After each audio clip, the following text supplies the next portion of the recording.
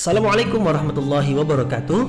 Mari klik subscribe di channel ini dan aktifkan tanda loncengnya untuk mendapatkan update pemberitahuan di video berikutnya.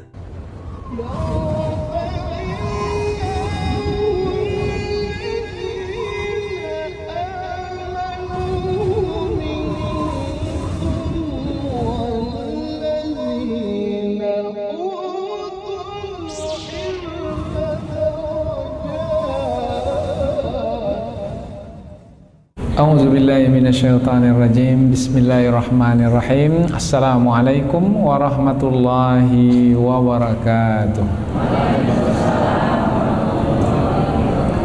Alhamdulillahirabbil alamin wa bihi nasta'in ala umurid dunya waddin. Nasta'inuhu wa nastaghfiruh wa na'udzu billahi min syururi anfusina wa min sayyiati a'malina.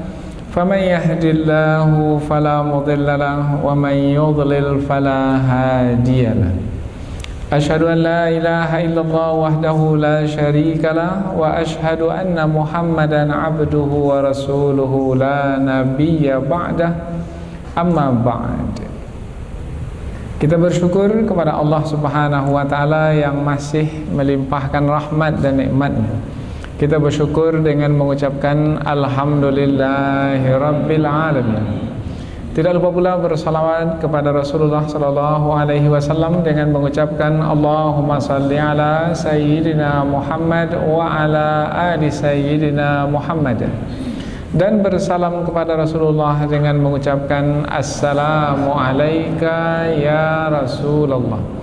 Dan Alhamdulillah kita pada kesempatan ini dapat kembali meneruskan pengajian tafsir ayat-ayat suci Al-Quran, yaitu kita teruskan kepada ayat yang ke-280 dan 281 dari surah Al-Baqarah, yaitu dua ayat yang menerangkan tentang perihal hutang berhutang.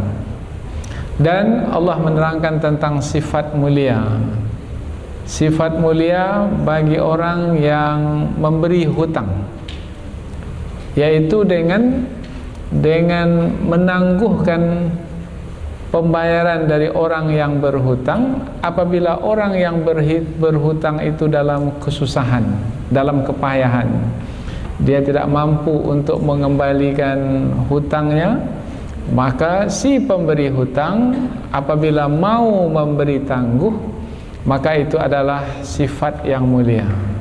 Bahkan kalau mau pula menghapuskan sebahagian hutang atau seluruh hutang, maka itu adalah lebih baik lagi.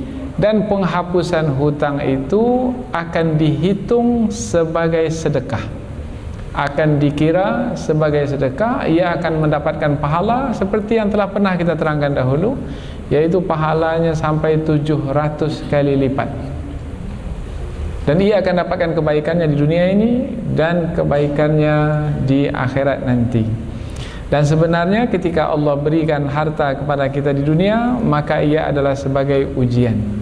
Mampu kita menjalani ujian dengan baik, yaitu mampu dengan harta tersebut kita menyelesaikan kesusahan orang yang susah, seperti orang yang berhutang yang tak mampu membayar hutangnya, maka berhasillah kita dalam ujian. Ketika harta di tangan, maka kita dapat mensyukuri harta tersebut dengan membantu orang yang malang, orang yang susah. Maka kita akan mendapatkan balasan kebaikannya di hari pembalasan kelak. Maka Allah terangkan pula tentang hari pembalasan, di mana pada hari tersebut setiap apa yang kita buat di dunia, kita akan mendapatkan balasannya. Banyak buat di dunia, maka banyaklah balasan yang akan diterima. Sedikit buat di dunia, maka sedikitlah balasan yang akan diterima. Tak ada buat apa-apa di dunia, maka tidak akan ada apa-apa balasan di akhirat kelak. Jadi ayat ini adalah ayat yang menerangkan tentang apabila ada kesempatan untuk berbuat baik dengan harta yang kita miliki, seperti penangguhan hutang kepada orang yang berhutang kepada kita, maka buatlah untuk menunjukkan kita sebagai orang yang memiliki akhlak mulia, yang bersyukur kepada Allah yang telah diberi karunia berupa harta, dan kita tidak akan dirugikan meskipun kita tidak mendapatkan kembali uang yang telah kita berikan kepada orang yang berhutang. Kita tidak akan dirugikan karena Allah sempurna nanti memberikan balasannya, dan balasan di akhirat sifatnya adalah abadi, untuk selama-lamanya. Harta yang kita miliki di dunia bersama dengan kita hanya untuk sementara saja, selagi kita hidup. Namun apabila di akhirat kelak, kita akan menikmati balasan dari sisi Allah untuk selama-lamanya. Jadi ayat yang akan kita bahas ini adalah ayat tentang akhlak mulia, yaitu berupa penangguhan hutang. Dan apabila kita kaitkan dengan ayat yang sebelumnya, maka kaitannya sangat erat sekali. Karena ayat sebelumnya ayat yang menyeru kita sebagai orang-orang beriman untuk segera berhenti dari memakan riba. Apabila berhenti memakan riba, bermakna kalau ada kita pinjamkan uang kepada orang lain dengan cara riba, maka kita pun berhenti, tidak mau melanjutkan perhubungan dengan cara riba dengan orang tersebut. Bagaimana caranya? Caranya dengan mengambil kembali uang yang kita pinjamkan. Tetapi untuk mengambil kembali uang yang kita pinjamkan, boleh jadi orang yang meminjam itu tak mampu untuk mengembalikannya ketika itu. Maka apabila tak mampu mengembalikan, penyelesaiannya adalah beri tangguh. Nah, memberi tangguh itulah yang dibahas di dalam ayat yang akan kita kaji pada kesempatan ini. Jadi ada kaitan dengan ayat yang sebelumnya. Allah Subhanahu wa taala berfirman, A'udzubillahi minasyaitonirrajim. Bismillahirrahmanirrahim. Wa in kana dzu usratin fanaziratun ila maisarah wa an tasaddaqu khairul lakum in kuntum ta'lamun. Wattaqu yawman turja'una fihi ila Allah thumma tuwaffa kullu nafsin ma kasabat wa hum la yuzlamun. Allah berfirman, wa in kana dzu usratin, dan jika adalah dia adalah orang yang memiliki kesusahan, tak mampu untuk mengembalikan hutang, fanaziratun ila maisara, maka berikanlah penangguhan sampai kepada kelapangan, sampai dia dalam keadaan lapang. Kapan lapangnya? Sebulan lagi beri tangguh sebulan, 2 bulan lagi beri tangguh 2 bulan. Kalau tak lapang-lapang bagaimana? Wa antasaddaqu khairul lakum, dan jika kamu menyedekahkan uang yang kamu pinjamkan, yang kamu hutangkan kepada orang lain itu, sebahagian atau seluruhnya, khairul lakum, itu adalah lebih baik bagimu. In kuntum ta'lamun, jika kamu mengetahui kelebihan dari menyedekahkan harta itu. Jika kamu mengetahui kelebihannya, bersegeralah kamu untuk menyedekahkannya. Wattaqu yauman, dan takutlah kamu pada suatu hari, yang pada hari itu turja'una fihi ilallah, kamu akan dikembalikan kepada Allah. Untuk apa dikembalikan kepada Allah? Untuk menerima balasan dari apa yang telah kamu lakukan. Hari yang dimaksudkan adalah hari akhirat. Hari akhirat, hari pembalasan. Summa tuwaffa, kemudian disempurnakan, kullu nafsin, masing-masing diri, maka sahabat, apa yang telah ia lakukan, apa yang telah dia usahakan ketika di dunia. Wahum la yuzlamun, dan mereka itu tidak dianiaya sedikit pun. Kita ulang lagi dari awal ayat. Dan jika adalah orang yang susah itu dalam keadaan susah, tak mampu untuk mengembalikan hutangnya, maka berikanlah penangguhan sampai dia dalam keadaan lapang. Dan jika kamu bersedekah, menyedekahkan sebahagian atau seluruh uang yang kamu pinjamkan atau harta yang kamu pinjamkan, maka itu adalah lebih baik bagimu jika kamu adalah orang yang mengetahui.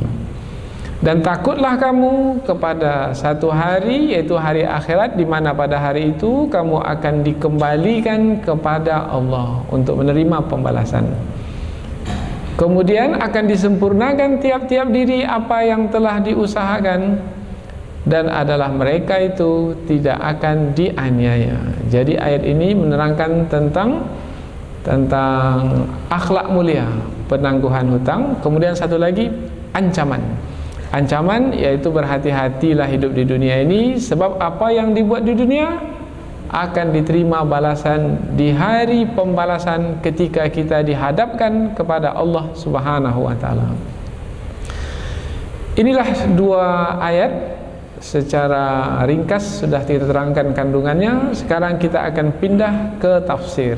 Tafsir yaitu penjelasan yang lebih panjang dari ayat. Mudah-mudahan semakin panjang pembahasan ayat, maka semakin dekat dengan kandungan ayat, sehingga mudah untuk menjadikannya sebagai petunjuk. Kemudian apabila dapat pula kita mengajarkannya kepada orang lain, maka itu adalah lebih baik.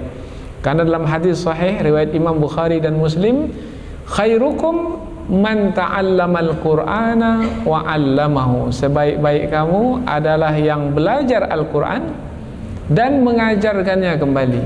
Nah, belajar Al-Qur'an, belajar membaca Qur'an, belajar Al-Qur'an, belajar makna yang terkandung dalam Al-Qur'an dan mengajarkannya kembali. Nah, mudah-mudahan dengan pengajian tafsir ini kita menjadi orang yang paling baik. Seperti mana yang Rasulullah sabdakan, orang yang paling baik di antara kamu adalah orang yang belajar Al-Qur'an dan mengajarkannya kembali. Tapi tidak akan mungkin kita bisa mengajarkannya kembali kalau kita tak pernah belajar. Karena hanya orang yang belajarlah yang akan mampu mengajarkan kembali. Bahkan setiap orang yang belajar pun tak mampu mengajarkan. Banyak orang yang mengajar, tapi untuk dirinya saja. Nah, ikut pengajian tadi, ikut, faham. Coba terangkan kepada saya kembali. Dengar sajalah kaset nih, ha. Nah, saya untuk menerangkan kembali tak mampu. Karena ada orang yang berhasil belajar Al-Quran, tetapi belum mampu untuk mengajarkannya kembali. Baik, kita lihat ayat ini dengan lebih mendalam lagi. Wa in kana dzu usratin fanaziratun ila maisara. Dan jika adalah orang yang susah itu dalam keadaan susah. Nah, ini menerangkan tentang satu keadaan. Apabila kita menjumpai ada orang yang susah, susahnya itu disebabkan karena uang yang ia pinjam dari kita atau harta yang ia pinjam dari kita, ia tak mampu mengembalikannya. Tak mampu mengembalikan apabila kaitan dengan riba, apabila kita kaitkan dengan yang sebelum ini, karena kita sudah berhenti dari riba, maka kita minta yang dipinjam itu dikembalikan, tapi tak mampu dia mengembalikannya. Maka penyelesaiannya adalah fanaziratun ila maisara. Maka nazirah di sini maknanya al-inzar atau al-imhal, memberi tangguh. Nah, karena tidak ada perjanjian sebelumnya kapan ia mesti mengembalikan, karena sebelum ini kita terlibat dengan riba dan sudah berakhir hukum riba tersebut. Kita sudah tidak mau lagi berhubungan dengannya melalui cara riba, sudah berhenti, maka bermakna kita buka perkara yang baru.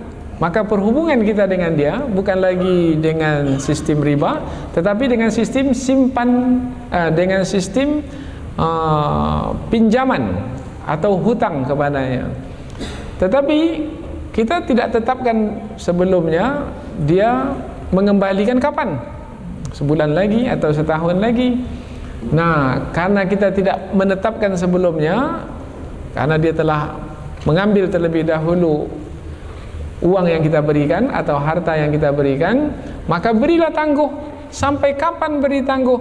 Karena tidak disebutkan kapan waktunya sebelum ini, maka pemberian tangguh itu adalah sampai dia lapang. Nah, sampai dia lapang ini kapan ini? Nah, tidak ada batasan waktunya, tetapi ditetapkan sampai dia mampu membayar. Maka diterangkanlah oleh para ulama tafsir, kapan disebut seseorang itu mampu membayar. Karena kalau pada hari ini pula selalu saja yang beralasan, saya belum mampu lagi, saya belum mampu lagi. Tapi kursi beli juga, Honda beli juga. Nah, setiap kita minta belum mampu lagi, belum cukup lagi, tolonglah beri tangguh lagi. Maka kapan lapang itu sehingga dia berkewajiban untuk mengembalikan pinjaman atau hutang? Maka ditetapkan bahwasanya apabila lebih dari keperluan hidupnya dan orang-orang yang berada di bawah tanggung jawabnya, maka bermakna dia sudah lapang. Jadi kapan lapang itu? Apabila sudah lebih dari keperluan. Keperluan di sini makan, minum, pakaian, keperluan pokok.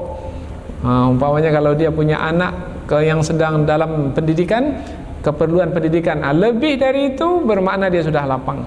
Kalau sudah beli kursi pula, beli Honda pula, bermakna dia sudah lapang. Kalau dia sudah beli macam mana? Diperintahkan dia untuk menjualnya kembali, dan hasil penjualan itu hendaklah dibayarkan kepada hutang untuk mengembalikan pinjaman. Itu makna lapang. Nah, karena pada hari ini selalu saja orang beralasan sempit, tak pernah lapang-lapang. Nah, karena ada orang yang ingin lari dari hutang, tak mau membayar hutang.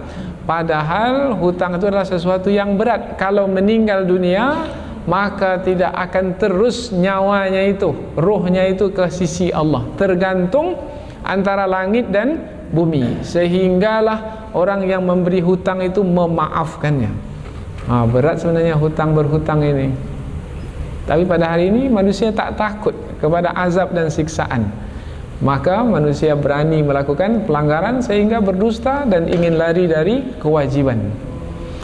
Jadi kapan waktu lapang itu? Waktu lapang adalah waktu yang pada waktu tersebut sudah lebih keadaannya itu dari keperluan. Apabila lebih dari keperluan bermakna sudah lapang. Namun apabila kita hutang berhutang dari awal tidak disebabkan karena berhenti dari riba, maka hendaklah menetapkan batas waktunya. Baik, mau pinjam uang dari saya, baik, saya akan berikan pinjaman. Tapi batas waktunya berapa? Mesti ditetapkan. Kalau kaitannya tidak dengan riba yang sudah kita berhenti melakukannya. Ini ayatnya kaitannya dengan riba yang telah berhenti kita melakukannya. Tapi kalau tidak, maka hendaklah ditetapkan dari awal lagi, sebelum uang diberikan terlebih dahulu, pinjam untuk berapa lama? Mesti ditulis. Kemudian nanti ada yang menyaksikannya. Nah, pembahasan tentang hutang yang ditulis berapa jangka waktu ini akan diterangkan dalam ayat yang akan datang. Nah, sekarang ayat ini lebih khusus hanyalah memberikan penangguhan hutang. Disebabkan karena tadi telah berhenti dari riba. Fanaziratun ila maisara, maka berilah tangguh kepada keadaan dia lapang. Wa anta saddaku khairul lakum, dan jika kamu bersedekah kepada orang yang berhutang itu adalah lebih baik bagimu. Nah, ini pembahasan mesti lebih terperinci, yaitu kapan kita bersedekah dan kepada siapa kita bersedekah. Kita bersedekah kepada orang yang memang layak untuk menerima sedekah. Kalau orang tersebut nampak mampu untuk mengembalikan hutang, mengembalikan pinjaman, maka kita tunggu pengembalian dari orang tersebut. Tapi kalau kita lihat keadaannya semakin hari semakin susah, maka jangan desak pula dia lagi. Kapan mau kembalikan? Maka bertambah susah dia dengan desakan kita itu. Nah, apabila kita lihat keadaannya semakin hari semakin susah, maka lebih baik kita menyedekahkannya, karena dia adalah orang yang telah layak untuk menerima sedekah. Siapa orang yang berhak untuk menerima sedekah? Fakir, miskin. Kalau orang kaya berhak untuk menerima sedekah? Tidak. Umpamanya dia berhutang adalah untuk berdagang, kemudian kita tengok perdagangannya semakin hari semakin bagus nampaknya, tetapi mungkin untuk mengembalikan modal masih belum lagi, karena dia sedang menjalankan aktivitas perdagangannya. Maka kita tunggulah sampai habis barang barang jualannya itu, barang dagangannya itu. Apabila sudah habis barang dagangan atau sebahagiannya sudah terjual, maka dia sudah dapatkan kembali uang, maka hendaklah dia mengembalikan hutang atau pinjaman yang kita berikan kepadanya. Jadi boleh kita untuk meminta kembali uang yang kita pinjamkan, boleh. Tapi kalau nampak keadaan seseorang itu semakin hari semakin susah, perdagangannya semakin mundur, lebih baik jangan didesak. Lebih baik sedekahkan saja. Untuk menyedekahkannya semua terlalu banyaklah. Kalau dia pinjam 50 juta umpamanya, mau melepaskan ke semuanya, berat. Lalu kita katakan, baiklah, aku hapuskan 10 juta. Nah, 40 lagi bayar ya. Nah, kemudian kita tunggulah setengah tahun, rupanya semakin buruk keadaannya. Maka sudahlah, aku hapuskan lagi 10 juta lagi. Nah, tinggal 30. Boleh. Karena dalam ayat ini ketika Allah menyebut wa antasaddaqu, dan apabila kamu menyedekahkan, di sini tak disebutkan menyedekahkan sebahagian atau menyedekahkan semua. Apabila tidak disebutkan menyedekahkan sebahagian atau semua, bermakna terpulanglah kepada kebijaksanaan kita. Mau menghapuskannya sebahagian atau mau menghapuskannya semua. Kalau orang tu sudah jatuh bangkrut umpamanya, kemudian keluarganya pula banyak yang sakit umpamanya, dan dia pula sekarang sudah tua renta, tak mampu lagi berdagang, barang dagangan habis, maka ketika itu lebih baik hapuskan sajalah semua. Nah, ketika dihapuskan semua, rugikah kita? Tidak, karena ujung ayat disebutkan in kuntum ta'lamun, jika kamu mengetahui bahwasanya bersedekah kepada orang yang sangat memerlukan itu adalah lebih baik, maka jika kamu mengetahui, segeralah kamu bersedekah. Apa sebab? Sebab ketika kamu melapangkan kesusahan orang lain, ada ilmu dari sisi Allah dan juga dari Rasulullah. Siapa yang melapangkan kesusahan orang lain, maka Allah pun akan melapangkannya. Man naffasa an gharimihi, hadis riwayat Imam Ahmad. Siapa yang melapangkan orang yang berhutang kepadanya, au maha anhu, atau dia menghapuskan hutang tersebut. Nah, lihat, ini ada ayat bersyarat. Kalau dijalankan syarat ini, maka Allah akan penuhi. Apabila kita itu mau melapangkan orang yang susah, yaitu orang yang berhutang, atau menghapuskan hutangnya, maka kana fi zillil arsy yaumal qiyamah, maka dia akan berada di bawah naungan arasy di hari kiamat. Di hari kiamat, di hari akhirat, berada di bawah naungan arasy. Yang ketika nanti di hari akhirat, matahari itu 1 mil, dekat sekali dari kepala, macam sejengkal dari kepala, panas, terik, bercucuran keringat. Tiba-tiba dapat naungan dari aras, tak mau. Kalau mau, bebaskan hutang orang yang berhutang kepada kita. Ini hadis riwayat Imam Ahmad. Harta tak ada lagi guna ketika itu. Sebanyak apapun harta di dunia, tak ada gunanya ketika matahari sudah dekat sekali dari kepala, panas sekali. Sekarang ini ketika kita berjalan umpamanya di bawah panas terik matahari, kalau adalah satu pokok yang rindang, pohon umpamanya yang rimbun, maka kita sangat bersyukur sekali, sangat senang sekali. Bahkan kita berkejar ke tempat tersebut, mau menghilangkan keletihan kita. Nah, begitu senangnya kita apabila dapat tempat berlindung, ada naungan. Nah, Allah telah sediakan kana fi zillil arsy yaumal qiyamah. Dia akan berada di bawah naungan arasy. Naungan bukan naungan pohon, tidak, naungan arasy. Arasy Allah itu yang langsung menaunginya. Bermana dia berada tepat di bawah arasy Allah. Pasti kita mau. Tapi untuk mendapatkan keistimewaan itu, mestilah kita buat satu perkara yang istimewa pula di dunia. Apa perkara yang istimewa? Hapuskan hutang orang kepada kita. Orang berhutang pada kita, hapuskan.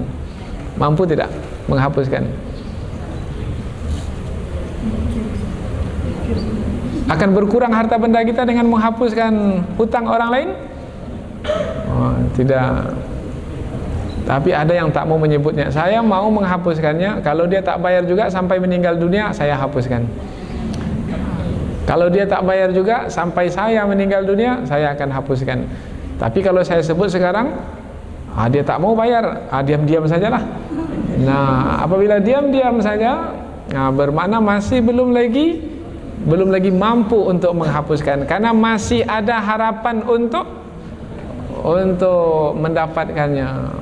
Maka yang paling istimewa adalah mampu dengan mengatakan, sudahlah, yang kamu pinjam itu saya sudah relakan, tak usah bayar lagi lah. Senang sekali hati orang tersebut apabila mendengar penyampaian dari kita, hutangnya telah dihapuskan.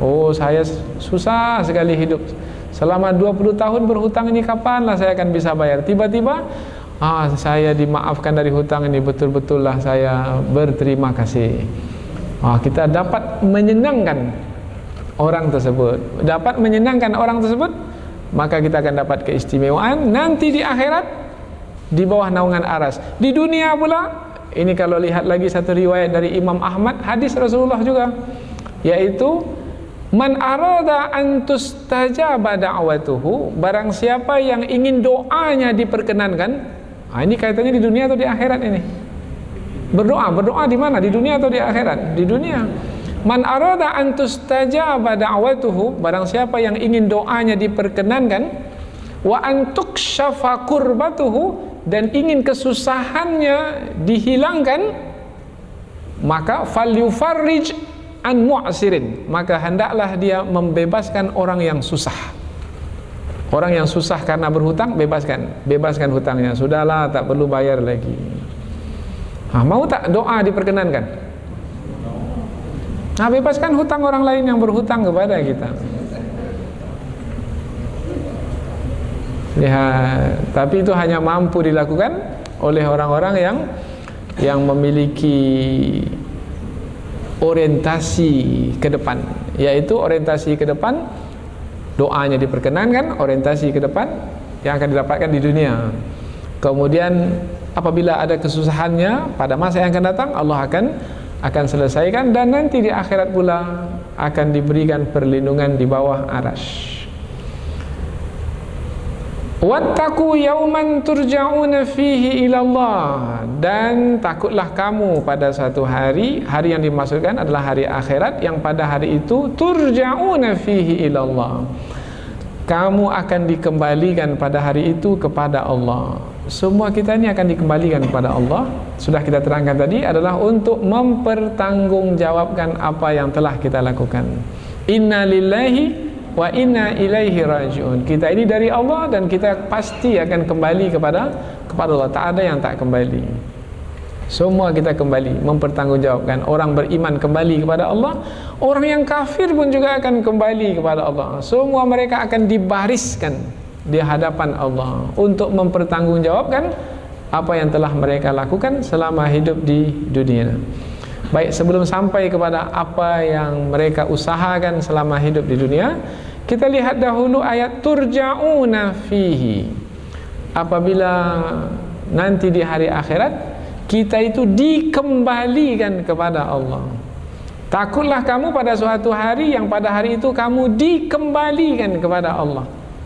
Tidak disebutkan di sini kamu kembali kepada Allah. Ada beda antara kamu kembali dengan kamu dikembalikan. Apa bedanya? Bedanya kalau kamu kembali, kamu ada pilihan. Tapi kalau kamu dikembalikan, kamu tidak ada pilihan. Sama seperti bawahnya kita berkumpul. Kita ada pilihan, mau berkumpul boleh, tak berkumpul pun juga boleh. Ada pilihan. Tapi kalau kita dikumpulkan, bermakna di sana ada yang berkuasa ke atas kita, sehingga kita mau atau tak mau, suka atau tak suka, mesti berkumpul karena kita dikumpulkan. Nah, ayat ini menyebut turja'una fihi, kamu dikembalikan. Maknanya di sana ada yang mengembalikan kita, yang berkuasa sepenuhnya ke atas diri kita. Mau atau tidak mau, kita akan dikembalikan. Suka atau tidak suka, kita akan dikembalikan.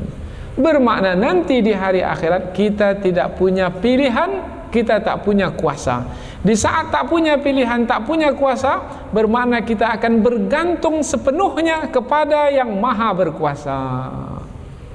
Bagaimana yang maha berkuasa akan mengasihi kita kalau kita tidak pernah mengasihi orang lain ketika di dunia? Karena dalam hadis riwayat Imam Al-Bukhari diterangkan, man la yarham la yurham, siapa yang tidak mengasihi tidak akan dikasihi. Maka kasihilah orang yang berhutang itu. Bagaimana cara mengasihinya? Hapuskan sebahagian atau semua hutangnya. Sudahlah, tak perlu bayar lagi. Tak mampu, kalau tak mampu beri penangguhan sajalah. Tapi jangan paksa pula, sebab kalau sudah memaksa bermakna sudah menganiaya. Kalau menganiaya bermakna tidak lagi mengasihi. Barang siapa yang menganiaya akan dianiaya. Man zalama zulima. Oh, lihat. Jadi kita ini menjalani ujian. Tetapi dalam keadaan masyarakat seperti sekarang ini mesti pandai-pandai pula kita. Karena ada orang yang mau melepaskan diri dari kewajiban. Umpamanya ini biasanya orang yang menyewa rumah kita. Kalau kita punya rumah petak yang kita sewakan, maka belum ada uang lagi lah, bulan depan lah. Dah sudah 2 bulan tak bayar. Masih belum ada uang lagi lah, bulan depan lah. Rupanya disimpan-simpannya uangnya. Nah, setelah 4 bulan lari malam dia. 4 bulan dia tak bayar. Kita memberikan penangguhan juga. Karena kita lihat dia susah, kita beri penangguhan.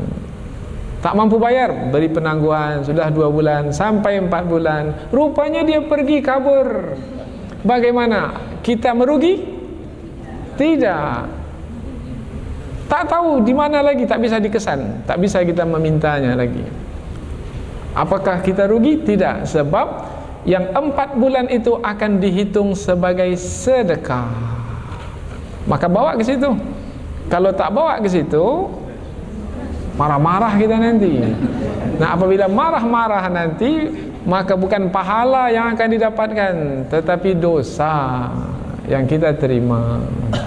Maka mesti pandai-pandai kita menjalani ujian dalam hidup, apalagi dalam keadaan seperti sekarang ini. Wattaqu yawman turja'una fihi ila Allah, dan takutlah kamu pada satu hari yang kamu akan dikembalikan pada hari tersebut ila Allah, kepada Allah. Summa tuwaffa kullu nafsim ma kasabat, kemudian akan disempurnakanlah masing-masing diri itu apa yang telah diusahakan, disempurnakan. Makna disempurnakan, tidak ada sekecil apapun yang kita buat yang tidak akan dikembalikan, yang tidak akan dibalas. Jadi kita akan dapat kembalinya berupa balasan, sekecil apapun. Cepat-cepat datang ke pengajian ini umpamanya, nah itu pun akan dihitung. Tak sama dapatnya dengan orang yang lambat-lambat datang, tak sama. Meskipun sama-sama mengikuti pengajian, Tetapi ini cepat datangnya, duduk di hadapan, merekam pula lagi, menulis-nulis pula. Nah, ini semua ditulis. Karena banyak berusaha, banyak dapat. Sedikit berusaha, sedikit pula dapat. Ujung ayat, wahum la yuzlamun, dan mereka tidak akan dianiaya. Maka sebesar apa usaha yang kita lakukan, sebanyak itu pula lah balasan yang akan kita terima. Maka orang yang bijaksana adalah orang yang akan berusaha sebanyak mungkin, karena ia tahu bahwasanya faedahnya atau manfaatnya akan kembali kepada dirinya sendiri. Sayangkan diri, buat yang terbanyak. Orang yang malas-malas sebenarnya orang yang tidak bijaksana. Orang yang malas-malas sebenarnya orang yang tidak sayangkan diri sendiri, karena nanti ketika orang lain dapat banyak balasan sementara dia dapat sedikit. Orang lain bersenang-lenang dengan kenikmatan yang berlimpah ruah, dia pula mendapatkannya sedikit. Orang lain nanti meniti titian bagaikan kilat, karena balasan kebaikan mereka banyak, seperti kilat meniti titian, yaitu titian yang ada di atas mulut neraka, yang lebih halus dari rambut dibelah dan lebih tajam dari mata pedang. Berhasil meniti titian sampai ke daratan surga, tidak berhasil jatuh dan neraka sudah menyambut di bawah. Kalau cukup saja bekalan, ada riwayat yang menyebutkan cukup saja bekalan 3.000 tahun akhirat. 3.000 tahun. Orang sudah bersenang-senang dalam surga, kita masih meniti titian. 3.000. 1.000 tahun mendaki, 1.000 tahun mendatar, 1.000 tahun menurun. Orang yang bagaikan kilat, karena mereka punya banyak bekalan, sudah sampai ke dalam surga. Bahkan ada orang yang tidak meniti titian ini, langsung masuk ke dalam surga. Jumlahnya 70.000 orang. 70.000 orang ini tanpa hisab, masuk ke dalam surga tanpa hisab. Ramai 70.000 orang? Ramai, berbanding yang hadir ini ramai lah. Tetapi kalau berbanding dengan jumlah manusia dari Nabi Adam alaihissalam sampai manusia akhir zaman, 70.000 sangat sedikit sekali. Siapa mereka? Mereka adalah orang-orang yang istimewa. Kalau ditimbang pun amalan mereka, sudah pasti amalan mereka itu sangat banyak sekali. Karena sebenarnya mereka beramal bukan hanya ketika mereka hidup saja. Setelah meninggal dunia pun mereka masih beramal, yaitu dengan meninggalkan karya-karya. Ilmu mereka tetap diamalkan oleh orang yang datang kemudian. Mereka tetap dikenang sebagai orang yang berjasa sepanjang masa. Dengan demikian, maka ayat ini menjadi ayat yang menjadi peringatan bagi kita supaya jangan halang diri untuk melakukan kebaikan. Apabila ada orang yang tidak mampu mengembalikan hutangnya kepada kita, maka berikan penangguhan. Kalau memang tak mampu segera mengembalikan, berikan penangguhan. Alangkah baiknya kalau kita mau menyedekahkan kepadanya sebahagian atau semuanya, dan itu adalah akhlak mulia dan beda dengan sistem riba. Ini mesti kita sebut. Kalau buat bandingan sistem riba, kalau beri tangguh minta tambahan, beri tangguh lagi minta tambahan. Kamu tak mampu bayar hutang, saya beri tangguh, tapi saya beri tangguh, beri lagi tambahan. Nah, tak mampu kamu, mari sini, apa yang ada di rumahnya itu akan disita. Nah, itu sistem riba. Tapi kalau sistem Islam tidak, di atas akhlak mulia, bukan seperti itu. Itu menyusahkan lagi orang yang susah. Kalau dalam sistem Islam, kamu tak mampu membayar hutangmu, ku beri tangguh. Tak mampu, ku beri tangguh. Sampai kapan ku beri tangguh? Sampai kamu mampu membayar. Maisarah. Maka ada nama orang Maisarah, tapi namanya saja Maisarah. Mestinya dia berikan kelapangan kepada orang lain supaya sesuai dengan dengan namanya, karena nama itu adalah doa. Doa, kita beri nama anak kita baik-baik supaya akhlaknya menjadi akhlak yang baik pula. Ini akhlak Islam, beri penangguhan sampai lapang, sampai lapang. Oh, nampaknya tak mungkin dia lapang lagi ini karena keadaannya semakin hari semakin susah. Maka akhlak Islam pula, sedekahkan. Oh, jangan sedekahkan semuanya karena banyak ini, saya perlukan juga uang tersebut. Mungkin keadaannya berubah pada masa yang akan datang. Sekarang susah, tapi boleh jadi nanti dia berhasil dalam perdagangannya. Saya sedekahkan sebahagian saja. Yang sebahagian lagi saya tunggu, mudah-mudahan keadaannya baik, maka saya ingin mendapatkannya kembali. Boleh, tidak mengapa. Nah, lihat sistem Islam tidak menyusahkan orang yang sudah susah, malah menyenangkan, melapangkan orang yang masih susah. Maka jauh sekali beda sistem riba dengan sistem Islam.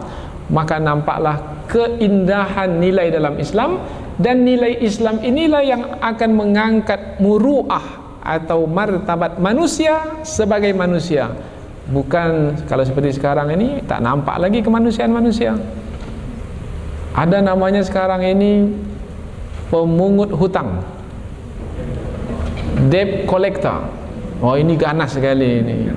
Ini mau memukul orang, mau membunuh orang, dan dia tak peduli, menyiksa orang. Dan ini terjadi pada hari ini. Nah, dalam Islam ini tidak berlaku, karena di dalam Islam uang itu bukanlah sebagai tujuan. Uang itu hanyalah sebagai sarana untuk beribadah kepada Allah Subhanahu wa taala. Mudah-mudahan apa yang kita pelajari ini ada manfaatnya insya-Allah dan menjadi petunjuk bagi hidup kita, sehingga kita tidak merasa terbeban. Orang yang memberikan hutang kepada orang lain, yang memberikan pinjaman kepada orang lain, kemudian orang tersebut tidak mampu membayarnya, tidak menjadi beban baginya. Orang itu mau kembalikan, kalau tidak ia akan menjadi pahala bagiku. Akhirnya dia tidak merasa terbeban. Mudah-mudahan petunjuk ini akan menjadi setawar si dingin bagi orang yang susah dengan hutang yang tidak dibayar. Karena ada yang mengadu, Ustaz, orang itu tak mau bayar hutangnya, Ustaz. Apa doa yang perlu saya sebut supaya orang itu bayar hutangnya? Maka doanya adalah, ya Allah, berikanlah kelapangan rezeki kepadanya supaya dia dapat membayar hutangnya. Tetapi ada lagi yang lebih baik, ya Allah, lembutkanlah hati saya untuk memaafkan hutangnya itu. Selesai. Pilih yang mana? Pilih pertama, pilih kedua? Pilih yang kedua lebih mudah, karena pilih yang kedua ini akan ada kebaikannya bagi hidup kita di dunia ini dan di akhirat nanti. Mohon maaf atas segala kesalahan dan kekurangan. Subhanakallahumma wa bihamdika asyhadu an la ilaha illa anta wa astaghfiruka wa atubu ilaihi. Wassalamualaikum warahmatullahi wabarakatuh.